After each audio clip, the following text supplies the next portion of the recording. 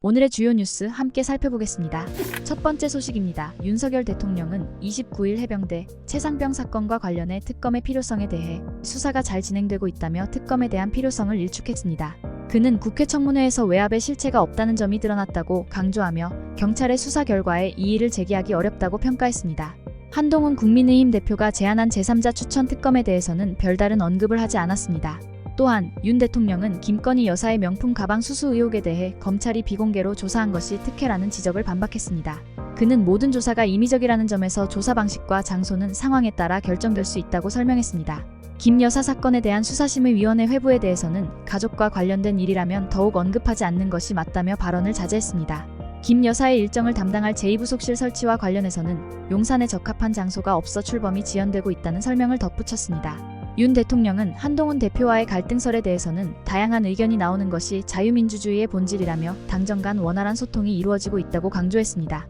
이재명 더불어민주당 대표의 영수회담 제안에 대해서는 국회에서의 현 상황을 지켜보며 깊이 생각해보겠다고 답하며 사실상 거부 의사를 나타냈습니다. 한덕수 국무총리의 유임 배경에 대해서는 국정감사를 앞두고 내각의 안정을 유지하기 위해 총리를 계속해서 임명했다고 밝혔습니다.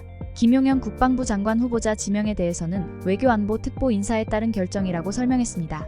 마지막으로 윤 대통령은 반국가 세력 발언이 야당을 지칭하는 것이냐는 질문에 대해 간첩 활동이나 북한 정권을 추종하며 대한민국의 정체성을 부정하는 사람들을 지칭한 것이라고 답했습니다. 6.25 전쟁 당시 국내의 반국가 세력과 같은 맥락에서 이해해야 한다고 부연했습니다. 다음 뉴스입니다. 전국교직원 노동조합 전교조가 실시한 설문조사에 따르면 유치원과 초중고등학교 교사 및 학생 중 20% 이상이 불법 합성물, 딥페이크로 인한 직간접적 피해를 경험한 것으로 나타났습니다. 전교조는 이를 국가적인 재난 상황으로 인식하고 정부 차원의 엄중한 대응을 촉구했습니다. 전교조는 29일 서울 중구 정부 서울청사 앞에서 기자회견을 열고 2,492명을 대상으로 조사한 결과 517명이 불법 합성물 성범죄로 피해를 겪었다고 발표했습니다. 이 중 29명은 자신의 사진이 불법 합성된 것을 직접 확인했으며 488명은 간접적으로 피해를 경험했습니다. 피해 사례는 주로 중학교와 고등학교에서 발생했으며 초등학교와 유치원에서도 피해가 보고되었습니다. 특히 남성 교사와 남학생들도 피해를 입은 것으로 나타났습니다. 14명은 불법 합성물과 관련해 협박을 받은 경험이 있으며 전교조는 SNS를 통해 피해 학교가 유출된 후 여성들을 대상으로 한 추가 협박이 발생하고 있다고 밝혔습니다. 응답자의 62.3%는 불법 합성물 성범죄에 대한 수사와 사법 절차가 적절하게 이루어지지 않고 있다고 답했습니다. 전교조는 낮은 형량, 미흡한 수사, 성범죄를 구조적 문제로 다루지 않는 정책 등이 그 이유라고 분석했습니다. 피해 방지를 위한 최우선 과제로는 범정부 차원의 유포 영상 삭제 지원이 76.4%로 가장 높은 응답률을 기록했으며 재발 방지를 위해서는 불법 합성물 소지 및 시청 시 처벌 규정 신설, 유포 시 처벌 규정 강화가 필요하다는 의견이 81.2%를 차지했습니다. 전교조는 교육부와 관계부처의 대응이 지나치게 늦었다며 즉각적인 피해자 보호 조치와 디지털 기록 삭제 지원, 피해자 회복 및 법률 지원 등을 위한 행정적 재정적 지원을 요구했습니다. 또한 학교의 책임을 떠넘기지 말고 교육청 차원의 대응팀을 구성해 사안을 처리할 것을 촉구했습니다. 다음 뉴스입니다. 추석이 다가오면서 상추, 시금치, 배추, 무 등 주요 채소 가격이 급등해 소비자들의 걱정이 커지고 있습니다. 최근 정부가 발표한 추석 민생 안정 대책에 따라 식품 가격이 얼마나 안정될지 주목되고 있습니다. 한국농수산식품유통공사에 따르면 상추와 시금치 등 폭염에 취약한 채소의 가격이 크게 올랐습니다. 6월 초 청상추 가격은 100g당 961원이었지만 이달 28일에는 2,451원으로 약 2.5배 상승했습니다. 시금치 가격은 더 심각해 100g당 4,027원으로 5배 가까이 급등했습니다. 같은 기간 배추, 무, 오이 가격도 크게 올랐으며 지난해 같은 시기와 비교해도 30에서 70% 인상된 상황입니다. 폭염과 열대야로 인해 공급이 줄고 휴가철 수요가 증가한 것이 원인으로 지목됩니다. 한편 가을부터는 일부 채소 가격이 안정될 것이라는 전망도 나오고 있습니다. 이마트는 상추와 깻잎 등의 가격이 9월부터 차차 안정될 것으로 보고 있으며 롯데마트도 상추 가격이 조만간 낮아질 것으로 예상하고 있습니다.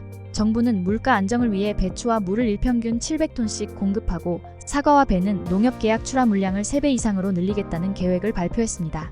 이마트, 홈플러스, 롯데마트 등 대형마트들은 채소 물량이 확보되는 대로 가격을 낮추거나 할인 행사를 진행할 계획입니다. 다음 뉴스입니다. 올해 하반기 대기업 채용 시장이 여전히 침체될 것으로 예상됩니다.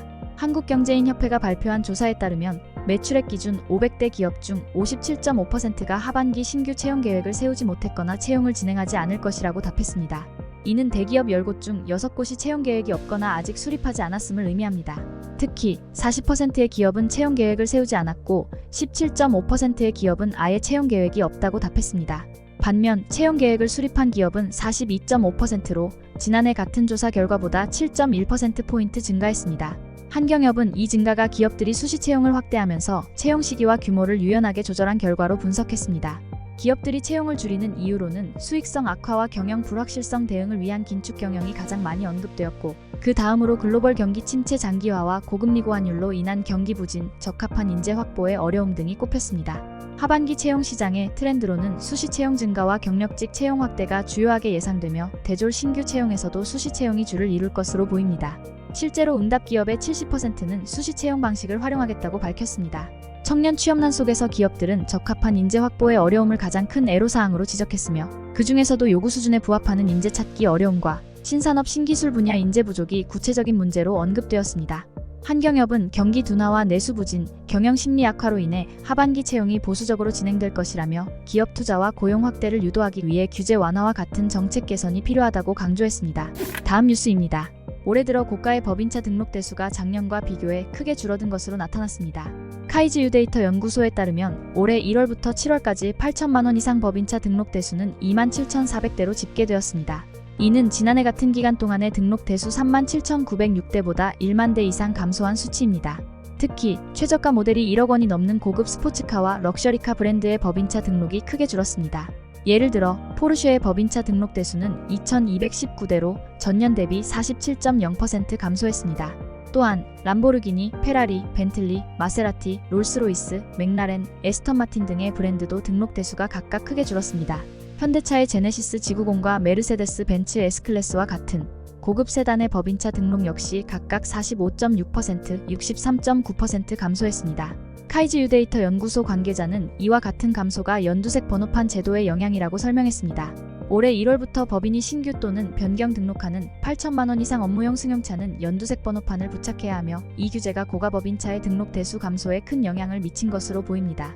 다음 뉴스입니다. 미국 캘리포니아주 하원이 인공지능 규제를 강화하는 법안을 통과시켰습니다.